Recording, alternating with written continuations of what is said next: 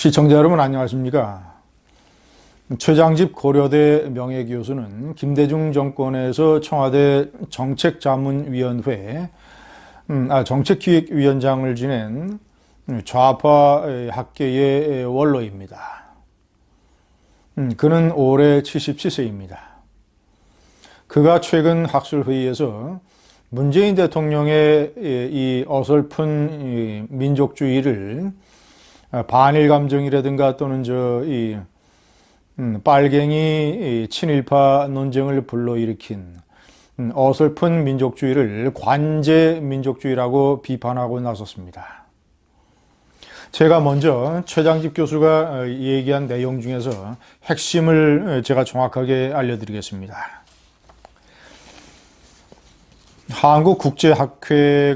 국제정치학회가 주관한 3.1운동 100주년 기념 특별학술대회 발제문에서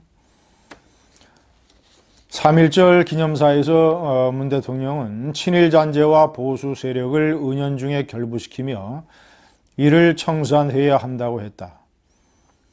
이는 역사를 굉장히 정치적인 좁은 각도로 해석하는 것으로 사려 깊지 못한 표현이자 발상이다. 정부가 일제 청산이 바람직하다고 말하거나 행동한다면 그건 위선이다. 가능하지도 않은 걸 옳다고 말하고 행동하는 건 정치적 목적을 위한 기획일 뿐이다. 현 정부가 이념적 지형을 자극해서 촛불 시위 이전 못지않게 더 심한 이념 대립을 불러오고 있다. 평화 공존을 위해서는 민족주의 그 이상이 필요하다. 우리 외교부는 남북관계와 비핵화 문제를 혼동하고 있다. 시청자 여러분, 중요한 민족주의와 관제민족주의는 집권 세력이나 어떤 정치 세력이 일부러 기획해서 의도적으로 민족주의를 부풀리고 선동하는 것입니다. 민족주의는 간단하게 말해서 이 하나의 공동체가 가장 중요하게 생각을 해야 되는 가치가 무엇인가, 이런 논쟁에서 어떤 이념, 예를 들어서 자유민주주의, 시장경제, 세계주의, 이런 어떤 이념의 문제보다도 민족, 같은 언어를 쓰고 같은 핏줄이라고 하는 민족의 개념을 제일 앞에 놔서 그 국가 공동체에 속하고 있는 국민이나 또는 민족이 그 가치를 중심으로 하나의 일체감을 형성하는 것, 이것이 민족주의입니다. 그런데 세계사에서 민족주의는 많은 폐해를 낳았습니다. 그리고 그것이 진정으로 어떤 공동체가 자유민주주의라든가 이런 시장경제, 세계주의를 바탕으로 한 가치주의에 비해서 대단히 후진적이며 그 국가를 위험에 빠뜨린다는 것이 증명이 됐습니다. 가장 대표적인 민족주의의 폐해가 제1차 세계대전 아닙니까? 러시아와 세르비아의 슬라브 민족주의와 독일, 오스트리아의 게르만 민족주의, 이것이 붙었고, 그리고 이해관계에 따라서 프랑스, 일본 이런 나라들이 이제 한편에 서서 전쟁을 치른 것이죠. 민족주의는 끔찍한 폐해를 낳았습니다. 사망 100만 명, 부상 600만 명.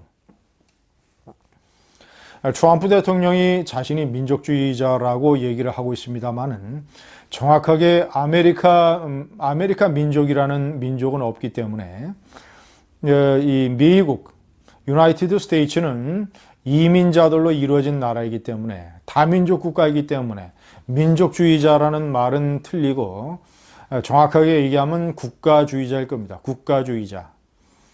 국가주의는 민족주의의 또 다른 형태로서 이것도 공동체에 많은 폐해를 가져옵니다. 자기 나라 이익의 일방주의, 우선주의. 이것이 나름대로 필요할 때도 있지만 전 세계의 측면에서 봤을 때는 많은 부작용과 폐해를 낳고 있습니다. 특히 특히 이 한민족처럼 이념으로 두 개가 갈라진 민족. 하나는 공산주의, 하나는 자유민주주의. 수십 년간 대립해 오면서 각기 다른 국가 노선으로 치닫고 있는 이런 상황에서는 섣부른 민족주의는 정말이지 커다란 위험이 됩니다. 한국의 현대사에서 이승만 대통령부터 이 노태우 대통령까지는 이런 섣부르고 엉성한 민족주의에 빠지지 않았습니다. 이 한국 사회를 지탱하는 가장 중요한 첫 번째 가치를 자유민주주의, 반공산주의, 시장경제, 세계주의에 대한 나름대로의 이바지, 이런 것들이 우리 한국 사회를 지켜온 가치였습니다. 그런데 이 가치에서 이탈을 해서 민족을 마치 우리 한국 사회의 가장 우선적인 가치인 양 내세워서 국가 노선을 잘못된 방향으로 가지고 가기 시작한 지도자가 김영삼 대통령 때부터였습니다. 제가 오늘은 김영삼 대통령부터 문재인 대통령까지 5 대통령들이 민족주의를 어떻게 잘못 이용을 했으며 어떻게 선동을 했는지 제가 한번 설명해 드리겠습니다.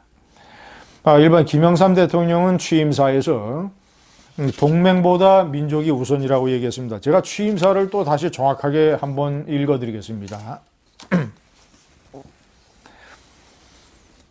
어느 동맹국도 민족보다 더 나을 수는 없습니다. 어떤 이념이나 어떤 사상도 민족보다 더 큰 행복을 가져다 주지 못합니다. 김일성 주석에게 말합니다.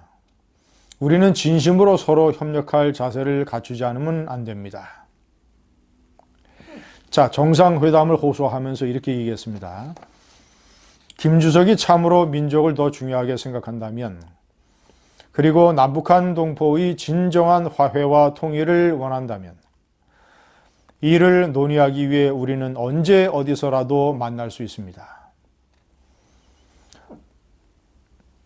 따뜻한 봄날 한라산 기슭에서도 좋고 여름날 백두산 천지 못가에서도 좋습니다.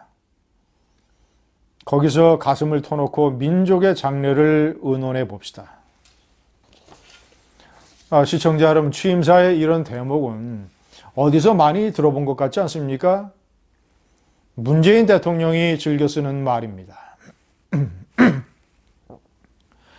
김영삼 대통령은 북한의 대구는 저런 식으로 민족, 동맹보다 민족이 우선한다고 해서 한미동맹을 일정 기간 위험에 빠뜨리고, 그리고 일본에 대해서는 일본의 버르장머리를 고쳐놓겠다고 섣부른 반일 감정을 선동을 해서 한일 관계를 악화시켰습니다. 그래서 나중에 IMF 위기 상황에서 일본의 도움을 제대로 받지 못하는 결정적인 실수를 저지르고 말았습니다. 자, 이번 김대중 대통령. 김대중 대통령은 일본에 관해서는 특별히 반일 감정을 선동하지 않았지만, 이 김영삼 대통령이 얘기했던 동맹보다 민족이 우선한다고 하는 어설픈 민족주의를 구체적으로 실천한 사람이 김대중 대통령입니다. 2000년 김정일과의 최초 남북 정상회담에서 우리 민족끼리를 열심히 강조했습니다. 우리 민족끼리는 북한의 통일구 아닙니까? 우리 민족끼리 협력을 해서 통일을 개척해 나가자. 이것이 김대중 대통령이 햇볕 정책의 근본적인 이론으로서 민족주의를 바탕에 깔고 김정일에게 제안을 했던 것입니다. 이 민족주의의 맥락을 이어받아서 좀 더 일종의 반미 감정으로 이번에 진화시킨 사람이 노무현 대통령입니다.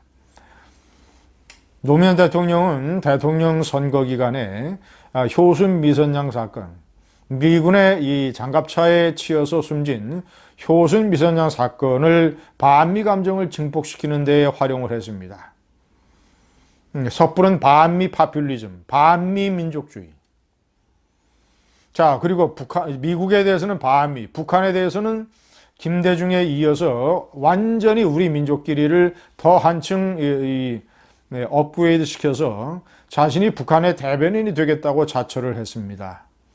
그래서 북한이 핵을 개발하는 것이 얼마나 정당한 일인가를 전 세계에 다니면서 내가 북한의 대변인 노릇을 하겠다라고 얘기를 했습니다. 이명박 대통령은 북한에 대해서는 나름대로 원칙적인 대북 정책을 취했지만, 그래서 5.24 제재 조치 같은 걸로 북한을 견제 압박했지만, 일본에 대해서는 대개 시청자 여러분, 이 어설프고 엉성한 민족주의를 갑자기 들고 나오는 것은 그 지도자가 지지율이 크게 떨어졌거나 통치 기반을 상당 부분 상실했을 때, 민심 위반을 겪었을 때, 이명박 대통령은 측근들의 부패 스캔들로 자기 형의 친구, 부인의 사촌, 오빠, 이런 사람들이 줄줄이 감옥에 가고 이런 부패 스캔들이 이어지던 2012년 자신의 집권 마지막 해에 갑자기 8.15를 닷새 앞두고 독도를 방문했습니다. 대한민국의 대통령이 독도를 방문한 것은 역사상 처음이었습니다. 그렇게 하지 않아도 되는 불필요한 일이었습니다. 오히려 그런 것으로 인해서 한일 관계를 악화시키고 별로 실익도 없으면서 어떤 반일 감정을 조장을 하는 그런 일을 했던 것입니다. 마지막으로 문재인 대통령은 김대중 노무현 대통령에 이어서 완전히 평양 한가운데 능라도 경기장에 가서 연설을 하면서 민족주의를 잔뜩 선동을 했습니다. 우리 민족은 우수합니다. 우리 민족은 강인합니다. 우리 민족은 평화를 사랑합니다. 우리 민족끼리 합쳐서 통일을 이뤄 나갑시다. 이런 식의 우리 민족끼리를 완전히 합창곡처럼 불렀습니다. 평양 능라도 경기장. 북한에 대한 민족주의, 북한의 우리 민족끼리의 민족주의를 잔뜩 부풀리고 선동을 하며, 한편으로는 자신의 통치 기반이 또 약해지니까, 지지율이 떨어지니까, 경제 쪽에서는 아무런 성과를 구할 수 없으니까, 탈출구를 마련할 수 없으니까 반일 파퓰리즘을 또 선동을 했습니다. 대표적인 것이 최장집 교수가 얘기하는 3.1절 기념사입니다. 3.1운동의 희생자 숫자를, 사망자 숫자를 국사편찬위원회가 공식적으로 인정한 934명에서 7,500명으로 뻥튀기 한 것. 친일파, 친일 잔재를 청산을 해야 된다. 빨갱이로는 친일 잔재다. 어설픈 좌파 대통령들의 관제 민족주의가 국가의 진로를 어둡게 만들고 있습니다. 감사합니다.